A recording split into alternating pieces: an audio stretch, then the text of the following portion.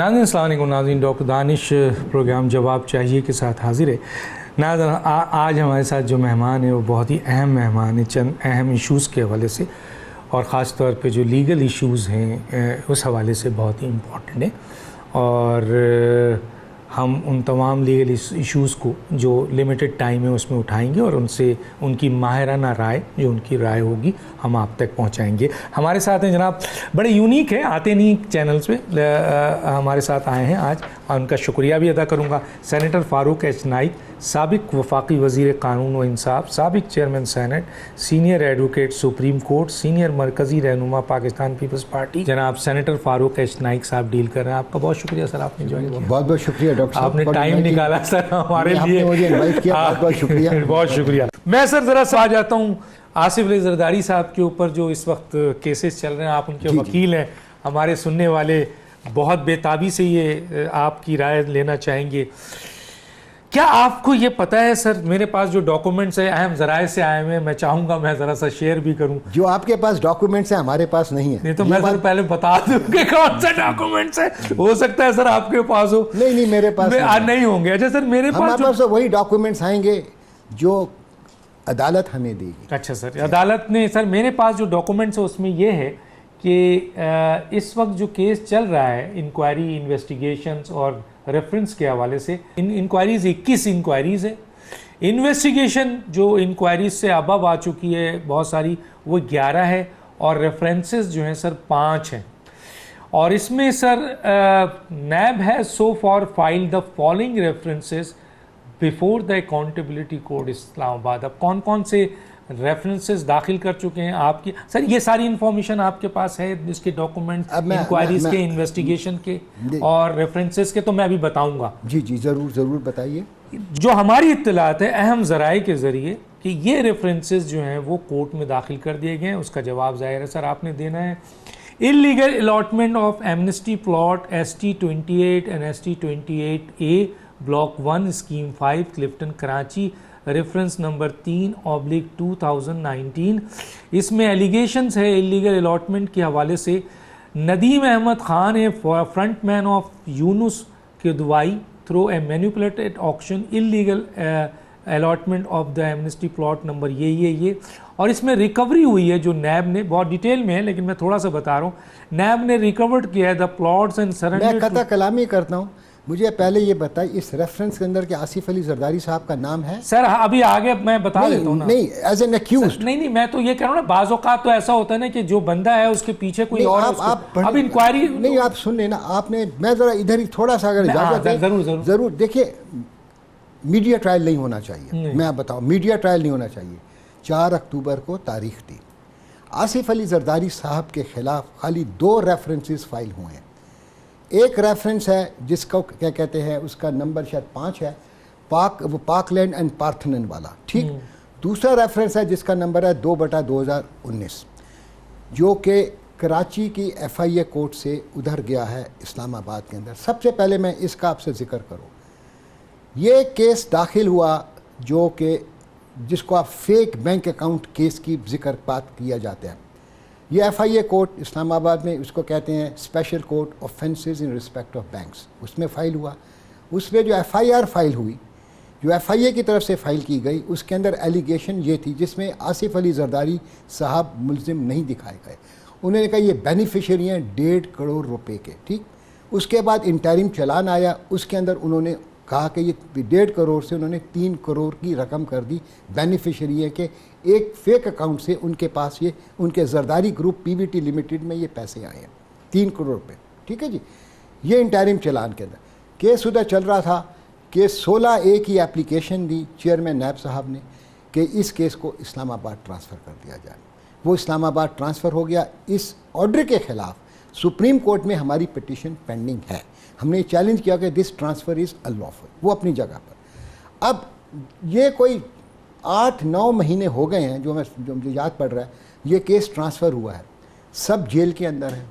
अभी तक कोई रेफरेंस फाइल नहीं हुआ। Under section 16A of the NAB ordinance ये जो कागजात थे, इंटरिम चलान और FIR या 161 के बयानात जो कि इन्वेस्टिगेटिंग ऑफिसर ने रिकॉर्ड किए थे, वो सारी की सारी फाइल इस्लामाबाद भेज दी गई अकाउंटेबिलिटी कोर्ट को।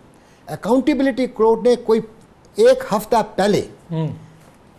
पहले खाली हमें वो कागजात दिए हैं, और उन कागजात के अंदर जो मैंने मुतालिया किया परसों, उसके अंदर कोई ऐसा डॉक्यूमेंट नहीं है जो इंक्रिमिनेट करे आसिफ अली जरदारी साहब को, सिवाय इन 3 करोड़ जो कि FIR के अंदर और इंटरिम चालान के अंदर बात की गई है। That is all, 3 crore, that's all. और वो भी हमने उन आसिफ अली जरदारी साहब आपको पता है काश्तकार हैं, वो गन्ने की काश्तकार करते हैं, और उनके जो ओमनी ग्रुप था, उनके जो शुगर मिल्स हैं, उनको गन्ना सप्लाई किया जाता था, उसके एवज ये पैसे दिए जाते थे, मगर इसके अलावा कुछ नहीं। ठीक है सर। दूसरा तो जो मैं जरा सा नहीं, आपके पास जो मैं आपको जो सही बात बता रहा हूं, तो मैं सर मेरे पास भी तो अहम जराए से डॉक्यूमेंट्स है, मैं तो उसको अहम जराए को छोड़, मैं थोड़ा सा बता दूं सर कि आप कह रहे थे मेन एक्यूज है, आपने खुद ही बताया हॉर्सेस माउथ की। नहीं, मैं तो वो पॉइंट दे रहा हूं सर, हमें मिले ही नहीं, कागजात ही नहीं मिले सर।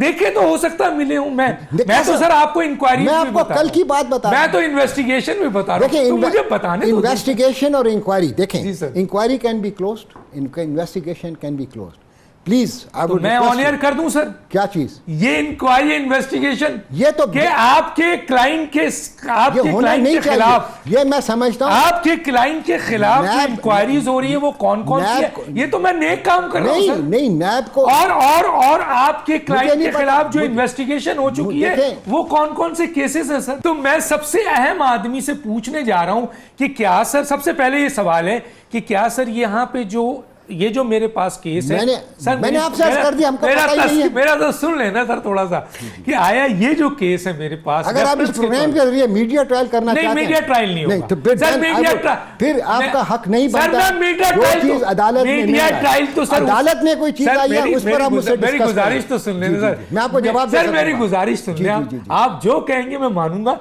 आप कहेंगे ये नहीं करें मैं नहीं करूंगा, लेकिन मेरी गुजारिश नहीं, आप जो केसेस कोर्ट में पेंडिंग है, नहीं मैं तो सर आपसे तस्हीह चाह रहा हूं ना। आप जब मैंने कहा हमें नहीं, मैं किससे करूं सर, मैंने जब स्ट्रेट अवे आपसे कह दिया, रेफरेंस तो बता सकते हैं ना सर जी, जब मैंने आपसे स्ट्रेट अवे सर, मैं एक छोटी सी बात बताऊं, आपने जो पहला सवाल किया था उसका जवाब ये है कि during its proceeding has arrested about 42 accused person, ठीक है sir, including the following high profile. कौन कौन लोग हैं sir high profile? Asif Ali Zardari, Faryal Talpur, Khawaja Abdul Ghani Majid, Mustafa Zulqarnain Majid, जिनशाह जो साहब हैं, हुसैन अंकल सरिया, हुसैन लवाई, तहा रज़ा, खुर्शीद अनवर जमाली, बिलाल शेख, अब्दुल सत्तार कुरैशी, अब्दुल शकूर मेहर, लियाकत कायम खानी, एक्स सेनेटर यूसुफ बलोच।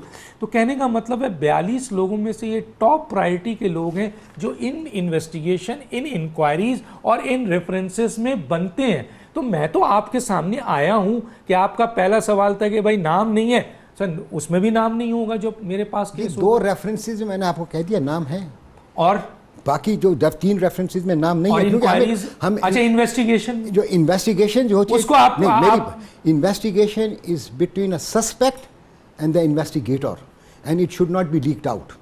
देखें ना, इट इज बिटवीन द, उसमें वकला भी उसके अंदर नहीं आते हैं। जब आप किसी को अरेस्ट करते हैं, इन्वेस्टिगेशन तो आप ये समझते हैं कि इसीलिए अच्छा रेफरेंस को तो डिस्कस कर सकते हैं। अब आपकी बात में any investigation, interrogation if it is done before an advocate, फिर वकील जवाब दे सकेगा। जब वकील के सामने, सुने ना मेरी बात, वकील के सामने इंटेरोगेशन नहीं हुई है तो मैं क्या जवाब दे सकता हूं? रेफरेंस पे बात तो कर रेफरेंस में 2 है, मैंने बता दिया। मैं और मजीद बता देता हूं सर आपकी नॉलेज के लिए बताते, जो मैं आपकी नॉलेज ये भी बताइए ना, जो 7 रेफरेंसेस हुए आसिफ अली जरदारी साहब के खिलाफ 1997 में, और उन सब के अंदर सुने आप, सब के अंदर बरी हो गए ना सर। मगर तो रेफरेंस बनता है सर। मगर सर एक क्वेश्चन मार्क, जो 7 साल वो जेल में रहे, 7 साल वो जेल में रहे, सुने मेरी बात, जो मैं आपसे पहले बोले अरेस्ट होनी चाहिए आफ्टर कन्विक्शन। 7 साल जो जेल में रहे विदाउट कन्विक्शन 7 साल। आपका कानून नहीं सर है या नहीं है, मगर तो फिर सर कानून खत्म करें ना, वही तो हम चाह रहे हैं, उसको खत्म करें। कानून में अगर नैब के कानून में who would bring the 7 years नैब के कानून में, ये नैब ऑर्डिनेंस है, नैब ऑर्डिनेंस आप सुने तो सही, 1998 एहतसाब एक्ट, 1999 ऑर्डिनेंस एक्ट, उसके बाद सर ये सिलसिला जारी रहा, आपने खुद कहा अमेंडमेंट नहीं की गई, ये कानून मौजूद है। तो सर अगर आज की नैब उस कानून को इस्तेमाल करते, खाली नैब में नहीं है, मेरी बात सुने, ठीक है, ये बाकी कमांडो के अंदर है, मगर ये बड़ा अलमी है, निकाले ना, ये बड़ा अलमी है। मैं आपसे आप सही कह, ये बड़ा अलमी है कि एक शख्स 5 साल 6 साल जेल में रह के और उसके बाद उसकी रिहाई हो जाती है, वो 6 साल अपने बच्चों से, अपनी बीवी से, अपनी आजादी से महरूम होता है। हाँ। वो दिन कौन वापस लाएगा? ये पाकिस्तान का कानून इसको और पार्लियामेंट इसको, इसलिए मैं उम्मीद करता हूं कि हुकूमत वक्त जो मैं कानून लाया हूं उसका मेरा साथ देगी और ये पास हो जाएगा। और 5 साल आप चेयरमैन सेनेट रहे और 5 साल आपकी हुकूमत रही, उस वक्त कुछ नहीं हुआ। हमने कोशिश की, मैंने बड़ी कोशिश तो की। यार आपकी 2/3 मेजोरिटी थी उस वक्त, आप तो जो चाहते थे नहीं थी, अभी मैं उसमें जाना नहीं चाहता हूं। चलिए मैं इस पे बात नहीं करता, लेकिन मुझे इतना तो मौका दीजिए कि मैं रेफरेंस चलिए पढ़ लीजिए आप। मैं रेफरेंस पढ़ लेता हूँ। चलिए इन्वेस्टिगेशन जो इस वक्त तकरीबन पढ़ लीजिए 11 है, वो आप कहते हैं इन्वेस्टिगेशन करनी है, लेकिन क्या ये रेफरेंस आपको मिला या नहीं मिला? मैंने बता दिया 2 मिले। अच्छा 5 ये जो और मिली है नहीं मिले, जब बता रहा हूं ये जो इन्वेस्टिगेशन इतनी बड़ी, बहुत भारी इन्वेस्टिगेशन, बड़ी जबरदस्त इन्वेस्टिगेशन, बड़ी देखे, बड़ी भारी इंक्वायरी है, लगती बड़ी भारी, बड़े अरबों खरबों रुपए और मनी लॉन्ड्रिंग और फेक अकाउंट और पेमेंट और फला शुगर मिल्स और फला। डॉक्टर साहब इसी तरह आप तो 97 में आपको भी अच्छी तरह याद है, अच्छी तरह तो आप समझते हैं ये उस वक्त भी बड़े भारी लगती थी। तो ये बहुत भारी है, वो भी बड़ी भारी, वो भारी था सर, बड़ी भारी। तो आप समझते हैं कि आप ये कहते हैं कि ये तमाम चीजें जो मेरे पास किसी सोर्स से आया है, मैं आपके सामने ना, ये वक्त बताएगा, मैं नहीं लाऊं। मैं समझता हूं नहीं लाना चाहिए, इट्स अ मीडिया ट्रायल। अगर आपने ये कहा है तो मैं ये आपके कहने पर ये जितनी भी मेरे पास, मैं समझता हूं ये मीडिया ट्रायल अहम जराए हैं, बाकी आपकी मर्जी। नहीं सर, मैं तो इस्तदा कर सकता हूं। आपने मुझसे कहा सर, मैंने इसको रोक दिया है सर, थैंक यू, इसको रोक दिया है। मेरे पास डॉक्टर साहब 21 इंक्वायरीज हैं, ठीक है, मेरे पास 11 इन्वेस्टिगेशन है और मेरे पास 5 रेफरेंसेस हैं, सिर्फ 2 आपको मिले, आप कह रहे हैं। नैब का हक है जी सर, इंक्वायर करना हक है, ये तो सही है, करना हक है। अब मेरे पास तो जराए से आया ना, ये तो कराची में भी मौजूद था, मुख्तलिफ एजेंसीज भी थी, इन्वेस्टिगेशन भी थी, आपके कहने पे मैं इसे रख देता हूं। थैंक यू, ठीक है सर। जी नाज़रीन, एक छोटा सा ब्रेक लेता हूं, फिर वापस आता हूं।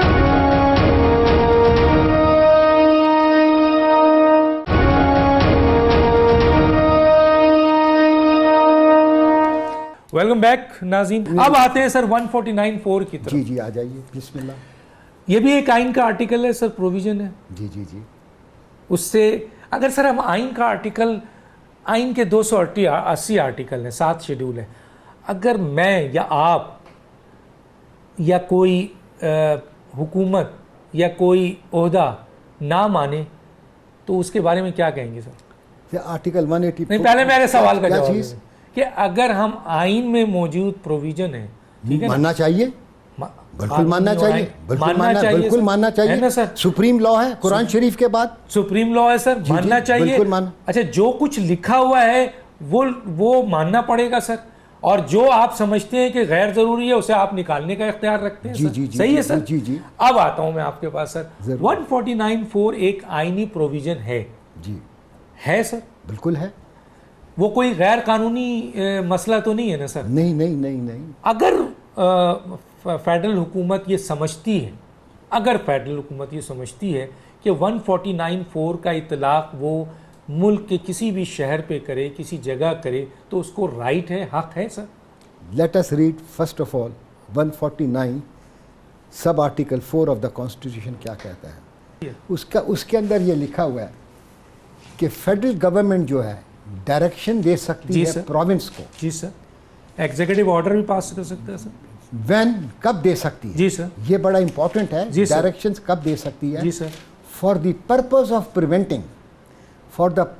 प्रिवेंटिंग पीस और ट्रैंक्विलिटी और इकोनॉमिक लाइफ। 3 जगहों के ऊपर आके सुन ले, आप मेरी सुने, बड़ा वास्ट कर दिया सर। नहीं सुने ना। हाँ सर। 3 जगह के ऊपर अगर उधर अमन नहीं है, कानून नहीं है, या इकोनॉमिक मुआशी क्राइसिस मसाइल हो, ठीक है सर, कर सकती है। 3 हो तो कर सकती है, मगर सबसे पहले देखना पड़ेगा अभी जी अभी जो कमेटी बनाने की बात हुई। नहीं सर, उसको छोड़े, मैं तो आपसे कानून पे आ रहा हूँ सर। कानून पे कर सकती है, छोड़े, कानून है ना सर, आइन है, फेडरल गवर्नमेंट कर सकती है ना सर, 149(4) का डायरेक्शन या एग्जीक्यूटिव ऑर्डर पास कर सकती है, जो भी कर सकती है, डायरेक्शन दे सकती है। मैं तो कह रहा हूं सर 149(4) को इंप्लीमेंट कर सकती है जैसे इसमें लिखा हुआ है आइन के तहत। मगर देखिए हर चीज देखिए सर, मेरे सवाल का जवाब आप सर ट्विस्ट ना करें, मुझे मेहरबानी होगी सर, आप कानून दाएं, मैं तालिब इल्म हूं, मैं सीखने की और समझने की कोशिश कर रहा हूं। मैं कोशिश कर रहा हूं समझाने की। नहीं, मैं सिर्फ डॉक्टर साहब, आइन में 149(4) है, उसमें डायरेक्शन है, एग्जीक्यूटिव ऑर्डर है, ये 3 प्रोविजन के तहत वो कर सकती है, ये इख्तियार तो है ना फेडरल गवर्नमेंट। देखिए है या नहीं है सर, इख्तियार है या नहीं है? इख्तियार के अंदर कदगन है सर।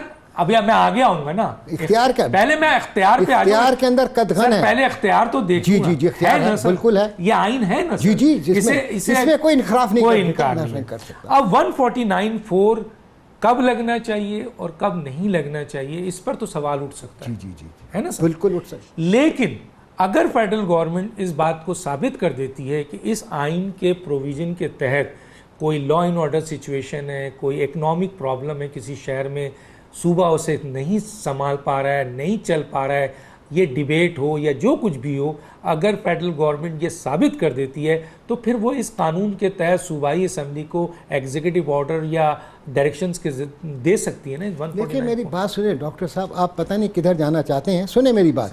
इस आइन के अंदर तो ये भी लिखा हुआ है फाइनेंशियल इमरजेंसी की भी पावर्स हैं जी सर, इसके अंदर तो प्रोक्लेमेशन ऑफ इमरजेंसी भी की पावर्स हैं, गवर्नर रूल लगाने की भी पावर्स हैं, है ना। पावर्स तो होती हैं, मगर पावर्स का इख्तियार जो होता है उसका जो इस्तेमाल होना चाहिए वो जस्टिसिएबल होना चाहिए।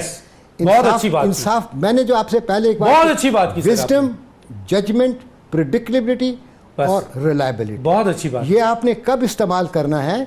देखिए पावर, अभी आखिरी जुमला आपका बहुत है सही था, जो मैंने कहा उसी को आपने बहुत जोरदार कही कि जनाब फेडरल गवर्नमेंट आपके पास पावर है, लेकिन ये कब इस्तेमाल हो इसको जस्टिफाई करना पड़ेगा। जज साहब के पास भी पावर होती है, इसको 5 साल दे दें या 10 साल दे दें, लेकिन ऐसे तो नहीं देंगे, लेकिन जस्टिफाई करना पड़ता है। अगर वो जस्टिफाई करें तो ये कर सकते हैं। आपके कल गवर्नर रूल लगा दे, ऐसे तो गवर्नर रूल नहीं लगता ना, इस मुल्क में लगे भी, मगर ऐसे तो नहीं लगता ना। मैं तो यही कह रहा हूँ, इस पर आप बहस करना, मैं बहस नहीं कर रहा, मैं सिर्फ एक सवाल मालूम करना चाह रहा हूँ कि फेडरल गवर्नमेंट को आईनी तौर पर ये इख्तियार हासिल है, लेकिन उसके लिए उसको जस्टिफाई करना पड़ेगा, है ना। बिल्कुल अगर इमरजेंसी भी लगानी है तो जस्टिफाई करना है। अब आपके पास देखिए, सुनिए ना मेरी बात, आपके पास पावर है, आपने ये प्रोग्राम करना है, आप ये हर वक्त प्रोग्राम नहीं कर सकते, आपके पास कदगन है, आपके पास एक स्लॉट है, आपने प्रोग्राम उस स्लॉट के अंदर करना है। तो सर अगर मैं उस स्लॉट में प्रोग्राम पावर तो है,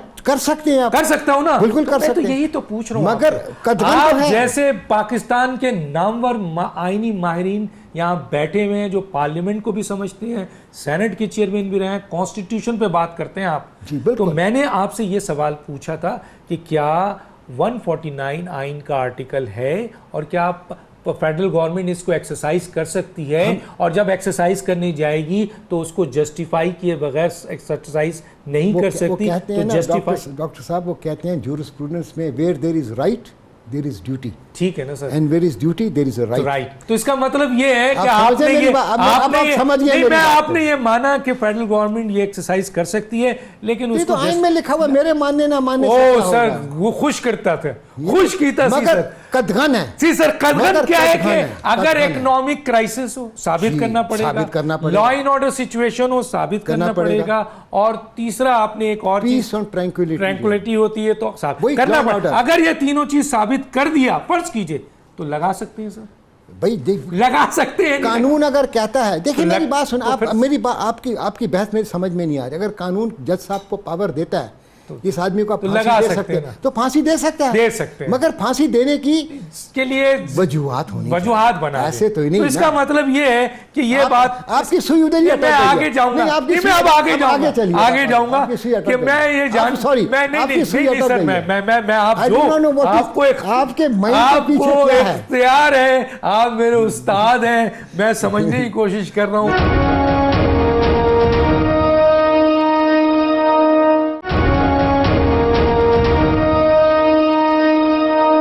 अच्छा, एक और मैं बहुत अहम सवाल लेके आपकी तरफ आ रहा हूँ सर, और वो है प्रोडक्शन ऑर्डर के हवाले से। जी जी जी। अब ये जो लोग गिरफ्तार हो जाते हैं मेंबर ऑफ नेशनल असेंबली और सेनेट के, तो वो फ़ौरन जी हर लॉ में जो है वो कहते हैं कि जी हमें प्रोडक्शन ऑर्डर जारी करो, जबकि मैं जो स्पीकर है वो जब प्रोडक्शन, क्योंकि आप तो चेयरमैन सेनेट भी हैं जी जी, तो जब वो स्पीकर लिखता है, क्योंकि पार्लियामेंट को 3 तरह से चलाया जाता है, कॉन्स्टिट्यूशन से, रूल ऑफ एक्ट से और रूल ऑफ बिजनेस से और एक्ट ऑफ पार्लियामेंट से। तो सर उनके जो रूल ऑफ बिजनेस है उनमें 108 प्रोडक्शन ऑर्डर का एक रूल है, और जब कोई स्पीकर ये लिखता है कि according to the production order 108, तो फिर हमें 108 को देखना है कि उसमें क्या लिखा है। तो क्या आप समझते हैं कि सर हर इजलास में जिनको गिरफ्तार किया गया हो या जो भी इस वक्त जेल में हो उनको प्रोडक्शन ऑर्डर दिया जा सकता है? मैं समझता हूँ होना चाहिए एक अलग है। नहीं, कानून क्या, कानून भी यही कहता है। देखिए मेरी बात सुने, जो rules of procedures and conduct of business of the parliament है, नेशनल असेंबली के अलग हैं, सेनेट के अलग हैं, और चारों जो सूबे हैं उनके प्रोविंशियल असेंबलीज के खुद उन्होंने बनाए हुए हैं। आर्टिकल 67 जो मुझे याद पड़ता है, read with article 127 of the constitution of Pakistan, अगर एक शख्स गिरफ्तार होता है, स्पीकर उसका प्रोडक्शन ऑर्डर इशू करता है। प्रोडक्शन ऑर्डर ये जजमेंट्स हैं सुप्रीम कोर्ट की, एक आसिफ अली जरदारी साहब की जजमेंट है, एक अपने हाशमी साहब, क्या उनका हाशमी साहब बड़े सीनियर पॉलिटिशियंस क्या कहते हैं उनकी, जावेद हाशमी साहब, उनकी भी जजमेंट है। कोर्ट्स ने ये होल्ड किया है कि this is the fundamental right of the member of the parliament to go and attend the session. अगर वो सेशन में नहीं जाता है तो उसकी जो कॉन्स्टिट्यूएंसी है वो अनरिप्रेजेंटेड हो जाती है। लाखों लोगों ने उसको वोट दे के जिताया होता है ताकि वो असेंबली में जाके अपनी बात कर सके।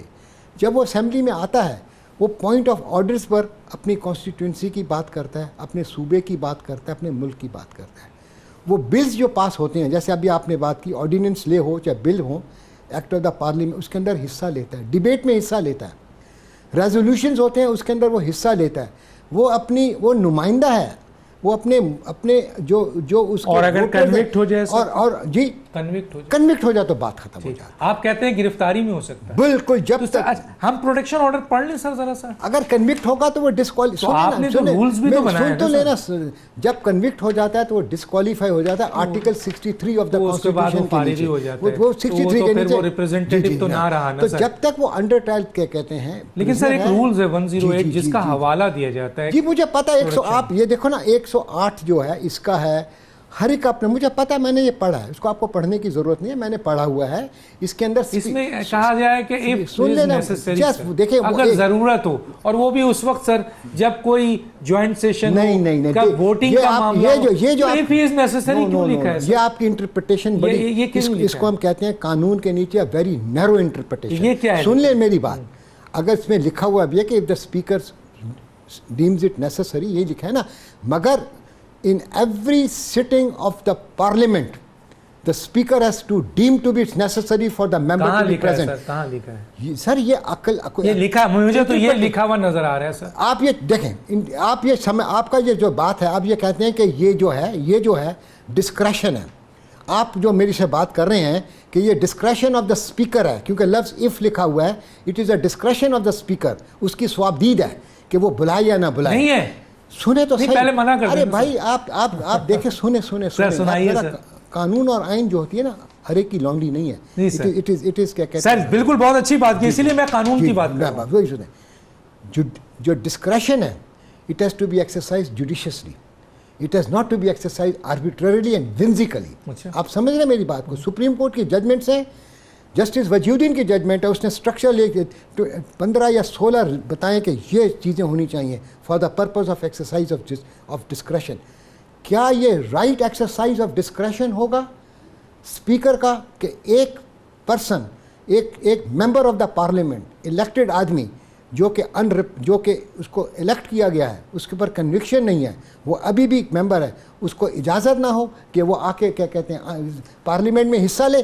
क्यों ना हिस्सा ले, वजह क्या, क्यों? ये तो सर आप देखिए जस्टिफिकेशन है ना, कानून क्या कह रहा है सर? भाई कानून यही कह रहा है, कानून नहीं कह रहा सर। अच्छा, इसका मतलब ये है कि आपसे मैं इख्तलाफ करता हूँ, विद ड्यू रिस्पेक्ट। ये इख्तलाफ आपकी जो ये कानून का नहीं, कानून मना नहीं कर रहा, यही तो अफसोस है। डिस्क्रिशन नहीं है, ये सवाबदीद नहीं है। सवाबदीद discretion has to be exercise judiciously, not arbitrarily, not whimsically। यानी जो जुडिशरी ने कोई जजमेंट पास की है उसको फॉलो करें। जी जी जी, और जजमेंट कानून को उसके ताबे किया गया है। बिल्कुल आप यही कह रहे हैं ना सर। और अगर हम सिर्फ इस कानून को देखें और उस जजमेंट को नहीं देखें तो तभी भी तो इसको निकाल नहीं देते। नहीं, इसको जस्टिफाई क्या स्पीकर साहब ने कहीं भी, स्पीकर साहब ने रीजन दी है? मुझे बात सुने, स्पीकर साहब को रीजन देनी पड़ेगी कि मैं इस शख्स को जो कि गिरफ्तार है, जो मेंबर ऑफ द पार्लियामेंट है, वो मैं इसको इसलिए ही नहीं बुला रहा, उसका रीज़न देनी पड़ेगी कि ये मेरी नज़र के अंदर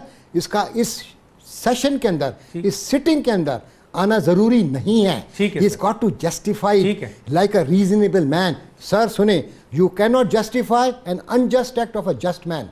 अगर एक शख्स अगर ईमानदार है, अगर वो गलत काम करता है, आप जस्टिफाई नहीं कर सकते। सवाल का जवाब तो मैं इसी तरह दूंगा ना आपको। आपने बड़ा अच्छा जवाब, आपने मुझे मेरे नॉलेज में बहुत बड़ा इजाफा किया है कि रूल्स में कोई चीज अगर है तो अगर जजमेंट कोई आया है तो उससे आप उसको रिलेट मिला के कर रहे हैं, देखिए जस्टिफाई कर रहे हैं। मैंने सर सीखा है ना, लेकिन मैं ये कहता हूं कि आप ये भी अगर मुझे ये बता दें कि स्पीकर का डिस्क्रिशन नहीं है ये, तो मैं discretion has to be exercise judiciary, ठीक है। और दूसरा इसीलिए चाहे एग्जीक्यूटिव हो चाहे कोई भी शख्स हो, जब वो डिस्क्रेशन को एक्सरसाइज करता है whimsically और आर्बिट्ररीली, और एक क्या कहते हैं, एक शख्स के राइट्स को, वेस्टेड राइट्स को खत्म करने के लिए अदालत हमेशा उस शख्स के हक में फैसला देती है। फंडामेंटल राइट्स तो बहुत ही इंपॉर्टेंट है, 184(3) एंड 19।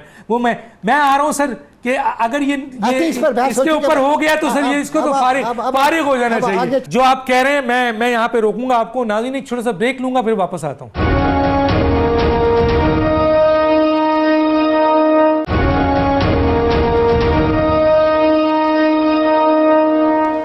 वेलकम बैक नाज़रीन।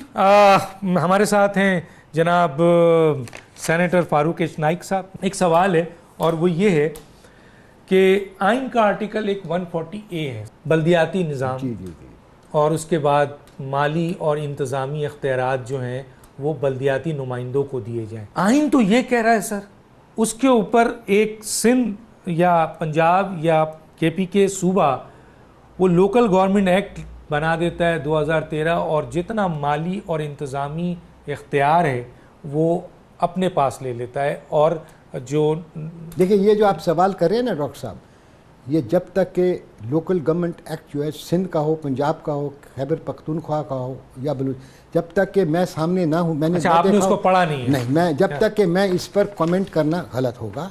आपका जो सवाल है कि it is in the act has been passed in violation of the constitution, यही है ना? अगर ये वायलेशन है, मुझे इल्म नहीं है, अगर वायलेशन है तो हक है, इसको चैलेंज करें आप, आइन के नीचे कोर्ट में लेकर जाइए।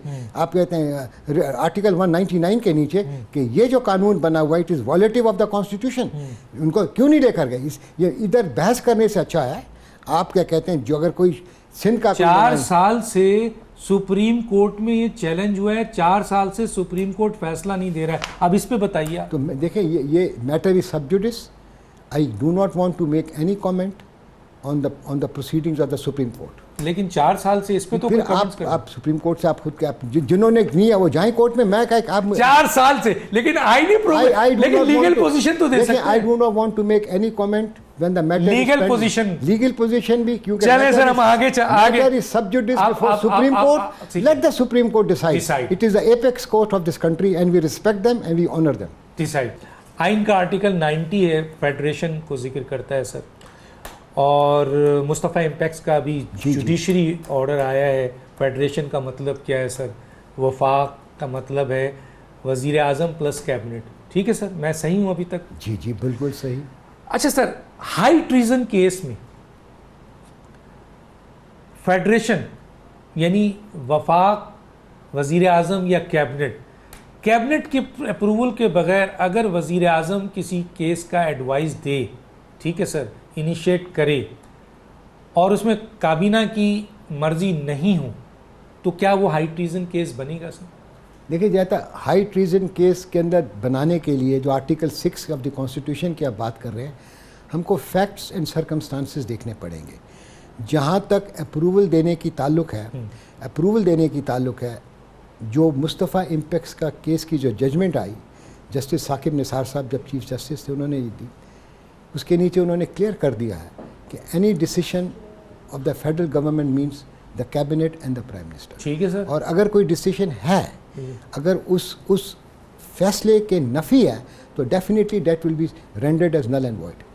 बड़ी जबरदस्त बात की सर। अब मैं एक केस आपके सामने लाना चाहता हूं। केस मत लाइए क्योंकि केस का मुझे इल्म नहीं है ना। देखिए, आप बहुत मशहूर केस है सर। क्या मशहूर हो? देखिए, परवेज मुशर्रफ साहब का मैं प्रोपाउंड करता हूं point of law and constitution. मैं आज वकील नहीं बैठा हुआ ना मुशर्रफ, लेकिन आप ये कहते हैं कि कोई भी ऐसा हाई ट्रीजन का केस, ये भी देखना है कि देखिए क्या ये judgments of the superior courts are always prospective. Judgments of the superior courts are always prospective and not retrospective.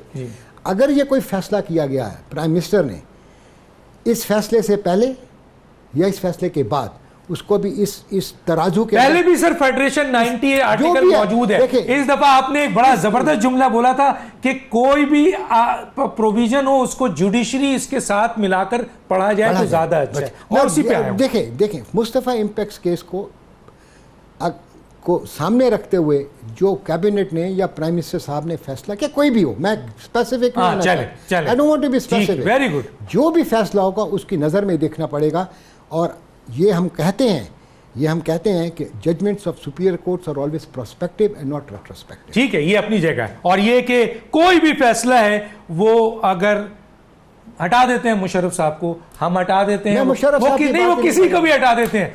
कोई भी ऐसा फैसला जिसमें प्राइम मिनिस्टर ने इनिशियल जो है फैसला लिया हो और उसने कैबिनेट से अप्रूवल नहीं हो, वो फैसला इलीगल होगा, गैर कानूनी होगा। मैं ये बात नहीं, देखें मेरी आप जो तो बात मैं सवाल यही तो कर रहा हूं। मैंने आपको सवाल का जवाब दे दिया, आप रिपीट कर रहे हैं अपने क्वेश्चन बार-बार। क्या नहीं तो गैर कानूनी होगा? मैंने आपसे कहा ना, Mustafa Impex case has got to be seen in the light of the fact the judgments normally it is interpreted that the judgments of Supreme Courts are prospective. If any executive order has been passed with the अच्छा sir, उससे पहले तो आइन का article भी मौजूद है ना, 90 मौजूद है। इंटरप्रिटेशन की बात होगी ना। देखिए आप क्या कहते हैं 90 को, क्या कहते हैं आप पढ़ते हैं? नहीं, आप 90 पे मत जाइए ना। आप देखें ना जी, मुस्तफा इम्पेक्स के पहले बेअंदाजा फैसले किए गए, एक फैसला नहीं है। आप तमाम फैसले तो उसको सबको उड़ा दिया ना सर, वो पुराने केसेस थे ना, उसमें कई वजीर आजम के प्रोविजन पे केस बने थे, उन्होंने सब, चाहे वो एसओपी हो, एसआरओ हो, सब खत्म। आपकी सुई अटक जाती है। मैं सर सुई इसलिए अटकाता हूं कि मुझ जैसे तालिब इल्म को आपने बड़ा वाज़े, बड़ा जबरदस्त बयान दे दिया। अब आप उसको इलीगल नहीं मानते, गैर कानूनी मानते, चले सर कोई बात नहीं, नहीं माने, अब क्या किया जा सकता है सर। एक कोटा सिस्टम है सर, कोटा सिस्टम अभी क्या यार, थोड़ा सा नहीं सर, नहीं करें सर। एक आखिरी सवाल, कॉन्स्टिट्यूशन सुप्रीम कोर्ट पे बड़ा बर्डन है सर, बड़े केसेस हैं और सियासी केसेस भी उन पे आ जाते हैं सर, वो परेशान हो जाते हैं। तो क्या ऐसा नहीं है मुल्क में कॉन्स्टिट्यूशनल अदालत अलग हो और सुप्रीम कोर्ट अलग हो सर? लेकिन आप बात कर रहे हैं, ये COD में भी था, चार्टर ऑफ डेमोक्रेसी जो शहीद बीबी ने और मियाँ नवाज शरीफ ने साइन की थी कि they should be a constitution court. इसके ऊपर भी डिबेट चल रही है और ये आपकी राय पूछना चाहता हूँ। मैं समझता हूँ कि कॉन्स्टिट्यूशनल कोर्ट होनी चाहिए ना सर। आपका बहुत शुक्रिया, आपने बहुत हमारे सवालात को और बहुत सी चीज़ों को हमें आगाही दी, बड़ी नॉलेज दी, बहुत सी चीज़ें क्लियर हुई, बहुत सी चीज़ों का सवाब हमें जो शुक्रिया बहुत नहीं मिला। सेनेटर फारूक अजनाई साहब, आपका बहुत शुक्रिया, आपने ज्वाइन किया और हमारी किसी बात से मदू किया, बहुत बहुत शुक्रिया। हमारी किसी बात से अगर आपकी दिलदारी हो तो हम माफी के तलबगार हैं। हम तालिब इल्म में हम क्वेश्चन करते हैं, प्रोब करते हैं। You are a very competent person, आपकी रिसर्च बहुत अच्छी है और आपके सवालात भी बड़े प्रोबिंग हैं। बड़ी मेहरबानी सर, थैंक यू सर, बहुत शुक्रिया। नाज़रीन, वक्त खत्म हुआ चाहता है, डॉक्टर दानिश को इजाजत दीजिए, अल्लाह हाफ़िज़।